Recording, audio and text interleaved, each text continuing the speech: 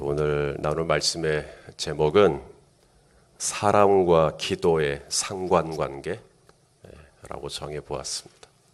사랑과 기도의 상관관계. 오늘 본문도 되게 어렵습니다. 이 본문의 내용을 이해하기가 어렵다는 게 아니고요. 제가 오늘 본문처럼 살지 못하고 있습니다. 제가 못 살고 있는데 성도님들께 이렇게 살라라고 설교하는 이 자체가 굉장히 위선적으로 느껴집니다. 그래서 말씀을 준비하는 것도 그리고 전하는 이 시간도 힘이 듭니다. 어떤 분이 그러셨어요. 설교는 정답을 말해주는 시간이다. 만일에 설교자가 살고 있는 만큼, 설교자가 살아내고 있는 만큼 설교한다. 설교해야 한다. 라고 한다면 여러분은 별로 들을 게 없을 겁니다. 왜냐하면 제가 설교가 굉장히 짧아질 것이기 때문에. 조금 다른 얘기일 수 있지만 제가 이 앞에서 설교를 하지 않습니까? 이 중에서 누가 제일 제 설교를 잘 들을까요? 앞쪽에 계신 분들일까요? 뒤쪽에 계신 분들일까요?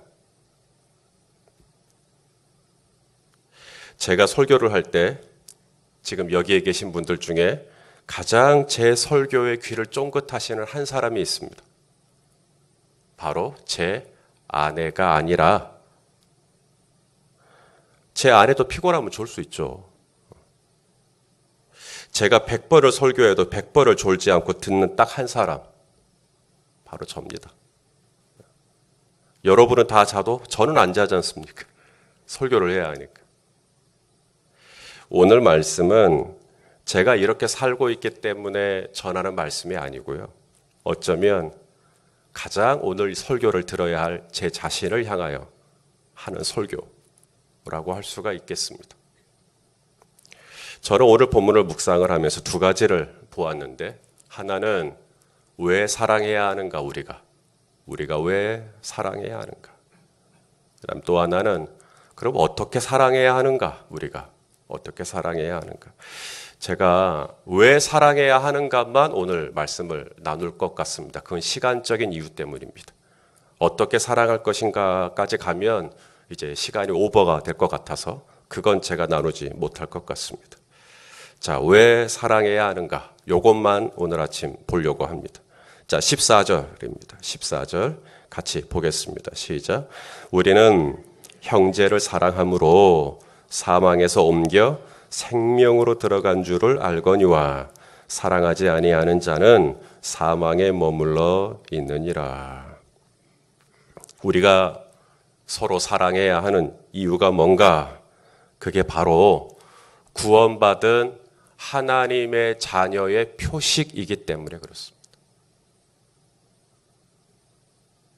우리가 서로 사랑해야 하는 이유, 형제를 사랑해야 하는 이유, 그래야 내가 사망에서 옮겨 생명으로 들어간 자구나, 구원받았구나, 영생을 얻었구나라고 하는 열매, 표식, 마크, 그게 사랑이에요. 사망에서 옮겨 생명으로 들어갔다. 요한복음 5장 24절 말씀도 보겠습니다. 요한복음 5장 24절. 자, 시작. 내가 진실로 너희에게 이르노니 내 말을 듣고 또 나 보내신 이를 믿는 자는 영생을 얻었고, 자, 영생을 얻었고 이걸 또 어떻게 표현하고 있냐면 심판에 이르지 아니하나니 사망에서 생명으로 옮겼다. 오늘 본문 14절. 사망에서 생명으로 옮겼다. 요한복음 5장 24절. 사망에서 생명으로 옮겼다. 그러니까 사망에서 생명으로 옮겼다라는 게 뭐냐? 영생을 받았다. 구원받았다. 하나님의 자녀가 됐다. 천국 시민이 됐다. 그러면 내가 사망에서 생명으로, 심판에서 영생으로 옮겨졌다라고 하는 열매가 뭔가? 아, 저 사람은 사망에서 생명으로 갔구나. 구원받았구나. 야, 영생 얻었네. 라는 열매가 뭔가? 회개의 눈물 뚝뚝 흘리는 거. 그렇죠? 회개의 눈물 뚝뚝 흘리는 거. 이제는 교회 안에 와서 여러 가지 봉사에 참여하시는 것. 어느 날 갑자기 막 새벽 기도 하시면, 아, 저분 새벽 기도 하시는 거 보니까 사망에서 생명으로 옮겼네. 야, 저분 저렇게 헌금하시는 것 보니까 이제 사망에서 생명으로 옮겼네. 사도 요한은 사망에서 생명으로 옮긴 확실한 마크가 있는데, 형제를 사랑하느냐, 사랑하지 않느냐.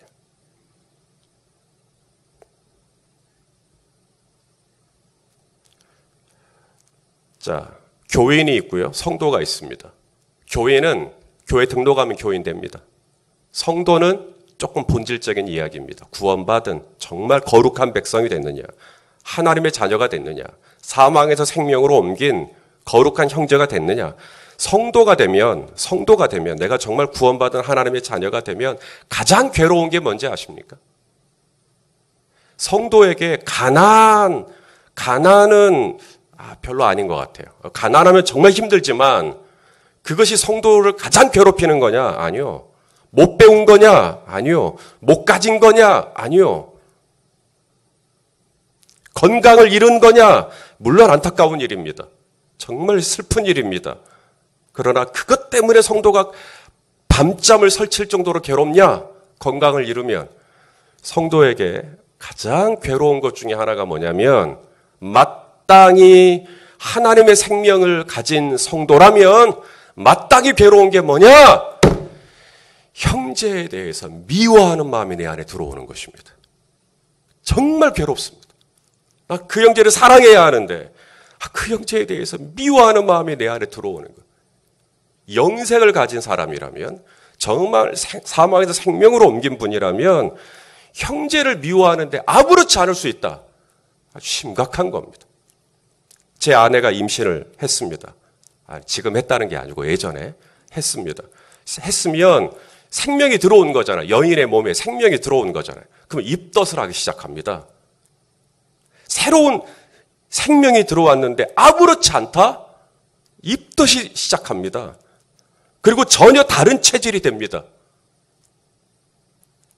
내 안에 영생이 들어왔는데, 영생은 곧 하나님의 생명이요, 예수의 생명이요, 성령의 생명이 내 안에 들어왔는데, 이 예수의 생명은 어떤 생명인가?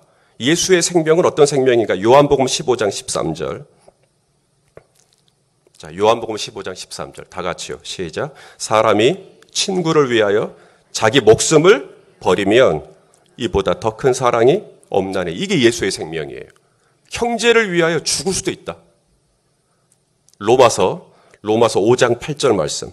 우리가 아직 죄인 되었을 때, 사랑할 만한 자격 없을 때란 말이에요. 그리스도께서 우리를 위하여 죽으심으로 하나님께서 우리에 대한 자기의 사랑을 확증하셨느니라. 여러분, 이 생명이 내 안에 들어온 거예요.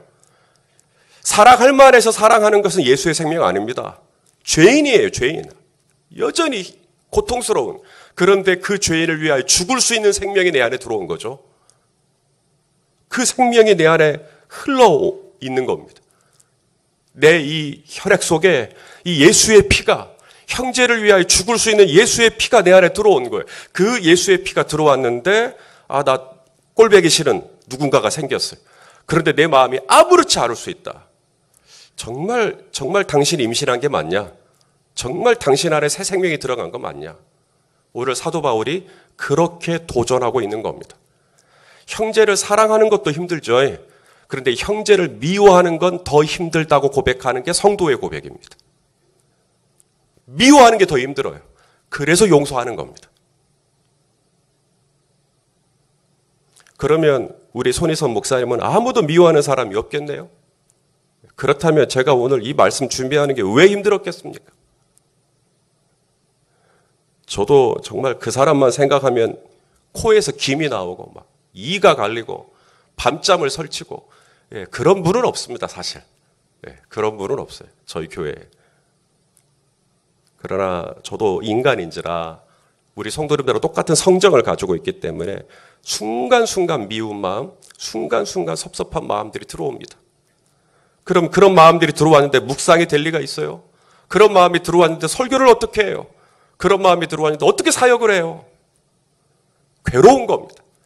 사랑하는 것도 힘들지만 그 형제를 지속적으로 미워하는 건 더 힘든 거예요. 그래서 엎드리는 겁니다. 그래서 우는 겁니다. 그래서 불쌍히 여겨달라고 떼를 쓰는 거예요. 하나님 앞에. 사랑하는 여러분, 내 안에 정말 예수의 생명이 들어왔다면 저는 당신들이 왜 괴로운지, 가난해서도 아니요, 병약해서도 아니요, 뭔가 삶의 문제가 풀리지 않아서도 아니요, 내 의지로 형제를 사랑할 수 없는, 내 감정으로 형제를 품을 수 없는, 그것 때문에 나의 이 연약한 그릇, 나의 이 좁다란 그릇, 나의 이 연약함, 부족함, 이것 때문에 저 형제를 사랑해야 하는데, 품어줘야 하는데 그러지 못하는 이 아픔. 성경에 보니까 형제를 사랑하는 이 계명은 무거운 게 아니래요. 동의가 쉽지 않은 말씀인데, 요한 1서 5장 3절, 하나님을 사랑하는 것은 이것이니 우리가 그의 계명들을 지키는 것이라. 그의 계명들을 지키는 게 하나님 사랑하는 건데, 그 계명이 뭐냐? 내가 너희를 사랑한 것 같이 너희도 서로 사랑해라. 이게 무거운 게 아니래요. 그게 왜 무거운 게 아니에요? 저는 무거워 죽겠는데, 저는 힘들어 죽겠는데, 그것 때문에 저는 숨을 막혀 질식할 것 같은데. 그런데 무거운 게 아니라 왜 무거울까요? 저항하니까 자꾸. 사랑해야 하는데 사랑하지 않으려고 하니까 점점 더 무거워지는 거예요. 주님, 제가 사랑하겠습니다. 그러면 이제 좀 가벼워지는데, 나는 여전히 그 형제를 용서할 마음이 없고, 나는 그 형제가 여전히 밉고, 계속해서 반대 방향으로 가려고 하니 고무줄이 점점점 팽창해지고 긴장이 되고 점점 무거워지고, 주님께서 저와 여러분을 불쌍히 여겨주시고 형제를 사랑할 수 있는 마음을 부어주시는, 성도 여러분, 이 은혜가 진짜 귀한 은혜입니다. 제가 지난주에 한 목장 모임 참여했다 그랬잖아요. 그런데 이 목장 모임에서 한 분이 이 시어머님과의 관계를 이야기하시더라고요. 시어머님과의 관계를 이야기하시는데, 하나님께서 금년에 나에게 주신 은혜가 뭐냐? 이 시어머님을 불쌍히 여기는 마음이 내 안에 일어났다. 시어머님을 불쌍히 여기는 마음. 그래서 내가 이 어머님에게 더 잘해야겠다. 그래서 제가 그랬어요. 집사님이 받은 은혜 저도 받고 싶네요. 그거 엄청난 은혜입니다. 옆에 있는 집사님이 암에서 고침받았다고 해서 우아할 것 없어요. 암 고침받은 것보다 더 귀한 은혜가 형제를 사랑하고 싶은 마음이 내 안에 일어나는 것. 그건 진짜 큰 은혜입니다. 집사님이 올해 가장 큰 은혜 받으셨구만요. 제가 그랬어요. 왜 사랑해야 할까? 첫째는 그게 마크다. 사망에서 생명으로 옮긴 자의 표식이 사랑이다. 벌써 이 말씀도 어렵죠? 저도 힘듭니다. 두 번째, 왜 사랑해야 하는가? 오늘 본문 21절, 22절. 자, 21절, 22절 읽겠습니다. 시작. 사랑하는 자들아, 만일 우리 마음이 우리를 책망할 것이 없으면 하나님 앞에서 담대함을 얻고 무엇이든지 구하는 바를 그에게서 받나니, 이는 우리가 그의 계명을 지키고 그 앞에서 기뻐하시는 것을 행함이라. 여기 계명, 똑같은 계명입니다. 내가 너희에게 새 계명을 주노니 너희가 서로 사랑하라는 계명입니다. 이 계명을 지키면, 형제를 사랑하면, 여기 21절에 담대함을 얻는다. 떳떳해진다. 형제를 사랑하니까요. 형제를 사랑하는 부분에서 걸리는 게 없는데 당연히 담대해지겠죠. 담대함을 얻는다. 그럼 담대하니까 어떻게 되나? 담대하게 하나님 앞에 나아가 기도를 할 수 있게 된다는 거예요. 무엇이든지 구하는 바를 받게 된다. 담대하게 나가서 하나님 이렇게 기도할 수 있게 된다는 거예요. 관계가 회복이 됐으니까. 우리가 왜 형제를 사랑해야 하는가? 왜 우리가 서로 화목해야 하는가? 우리가 왜 서로 화해해야 하는가? 기도 생활 때문입니다. 막힘없는 기도 생활. 기도할 때 제일 중요한 것 중에 하나가 이 평안, 담대함. 그런데 이게 사라지는 때가 있다. 담대함이 사라지는 때가 있다. 언제인가? 형제를 사랑하지 않을 때. 형제와의 관계가 지금 틀어져 있을 때. 우리는 한 가지 오해하는 게 있는데, 기도할 때 가장 중요한 것은 나와 하나님과의 관계다라고만 생각을 해요. 나와 하나님과의 관계가 기도할 때 중요한 건 맞지만 나와 하나님과의 관계만 중요한 건 아닙니다. 기도할 때 또 하나 중요한 것, 바로 나와 내 옆에 나랑 같이 살고 있는 사람들과의 관계예요. 제가 제 아내와의 관계가 헝클어져 있어요. 저하고 아내하고 막 싸우고 있어요. 새벽 기도에 나왔어요. 기도가 되겠어요? 기도가 되면 그분 병원 가셔야 됩니다. 어떻게 거기서 기도가 됩니까? 그건 정신분열증이든지 자아분열증이든지 좌우지간 이중인격이든지 이거 뭔가 좀 이상한 거예요. 어떻게 제가 아내랑 그렇게 대판 싸우고 편안하게 하나님 앞에 집중해서 기도가 돼요? 있을 수 없는 일입니다. 제가 아는 하나님은 첫 시작부터 이렇게 시작합니다. 너 아내한테 가서 미안하다고 해. 네 아내와의 관계 회복하고 그 다음 와. 제 기도 딱 막아버리십니다. 1절 그 다음 진행이 안 되게 해버려요. 그래서 가서 요 미안해 내가 잘못했어 하면 그 다음 딱 무릎을 꿇을 때 딱 뚫립니다. 그러므로 예물을 제단에 드리다가 거기서 내 형제에게 원망 들을 만한 일이 생각나거든. 이게 은혜예요. 딱 하나님 앞에 나아갔는데 뭐가 딱 생각이 났어요. 아, 나도 잘못했구나. 내 아내한테. 나는 아내만 잘못한 줄 알았더니 나도 뭐가 딱 생각이 나요. 하나님이 생각나게 해주세요. 너 이렇게 얘기했잖아. 맞아요. 예물을 제단 앞에 두고 하나님 앞에 기도하기 전에 예물을 제단 앞에 두고 먼저 가서 형제와 화목하고 그 후에 와서 예물을 드려라. 베드로전서 3장 7절 말씀. 남편들아 이와 같이 지식을 따라 너희 아내와 동거하고 그를 더 연약한 그릇이요 생명의 은혜를 함께 이어받을 자로 알아 귀히 여기라. 이는 뭐라고 돼 있어요? 너희 기도가 막히지 아니하게 하려 함이라. 왜 아내하고 사이가 좋아야 된다고요? 그게 기도 생활이에요. 사랑과 기도의 상관관계가 있다. 형제를 사랑하지 않으면 기도가 막힌다. 그러니까 제가 아내하고 사이가 좋게 되려고 얼마나 애를 써야죠. 저도 노력을 해야죠. 아침에 일어날 때 막 갑자기 막 풍선처럼 사랑하고 싶은 마음이 부풀어 오르고 막 그렇게 감정을 따라 어떤 기분을 따라 사랑하는 것. 그건 10대 때나 하는 거고. 하나님께서 저에게 붙여주신 가장 가까운 내 이웃, 가장 가까운 내 형제, 내 아내 사랑해야죠. 사랑하려고 애를 써야죠. 그렇게 하는 이유가 뭐냐? 내 아내와의 관계가 나와 하나님과의 관계에 엄청난 영향을 미친다. 우리 성도님들 중에 요사이 저한테 기도 제목을 부탁을 하시는데 우연치 않게 많이 중복이 돼요. 그 중복이 되는 게 뭐냐면 기도를 회복하고 싶어요. 지난 목장 모임 갔을 때도 기도가 회복이 됐다. 더 회복하고 싶다. 기도를 회복하고 싶다. 참 귀한 소원입니다. 아름다운 소원입니다. 그런데 성도 여러분, 기도가 회복되지 못하는 이유가 뭘까요? 혹시 오늘 이 말씀에 의거하면 기도가 회복되지 못하는 이유가 뭘까요? 어쩌면 내 안에 누군가를 용서하지 않고 있기 때문일 수도 있겠다. 그 형제와의 관계가 풀어지질 않았는데 이 기도가 막히죠. 하나님이 어느 정도는 열어주시지만 그 이상은 안 열어주시는 거죠. 딱 걸리는 게 있으니까. 그 형제와의 관계 먼저 풀고 오라는 거죠.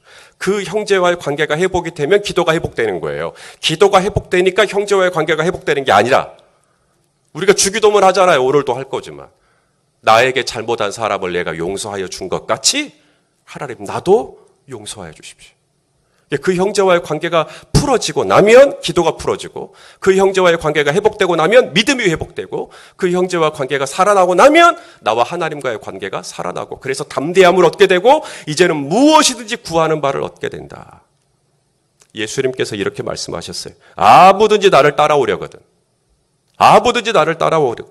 자기를 부인하고 날마다 자기 십자가를 지고 나를 따라오고.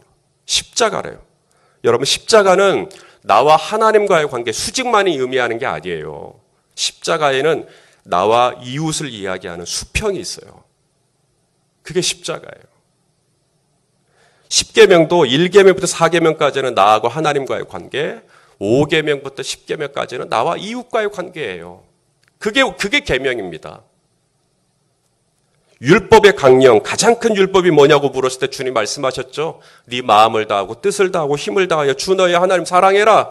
둘째도 그와 같으니 네 몸처럼 네 몸과 같이 내 이웃을 사랑해라. 너하고 똑같이 이웃을 사랑해라. 그게 하나님 사랑, 이웃 사랑. 짝대기 하나 수직으로 된 거 그냥 등에 맸다고 십자가 진 게 아니라 정말 내가 날마다 십자가를 지고 주님을 따르기를 원한다면 수직만이 아니라 하나님과의 관계만이 아니라 내 옆에 있는 사람과의 관계, 수평을 내가 어떻게 하고 있느냐. 저와 여러분에게 필요한 은혜가 참 많아요. 주여 내 몸 좀 낫게 하소서. 주여 우리 집에 돈 좀 주소서.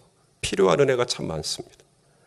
그런데 성도 여러분, 우리가 이 연말에 진짜 받아야 될 은혜 중에 은혜, 그게 뭐냐면 형제를 사랑하는 마음, 형제를 사랑하고 싶은 마음, 형제를 불쌍히 여기는 마음.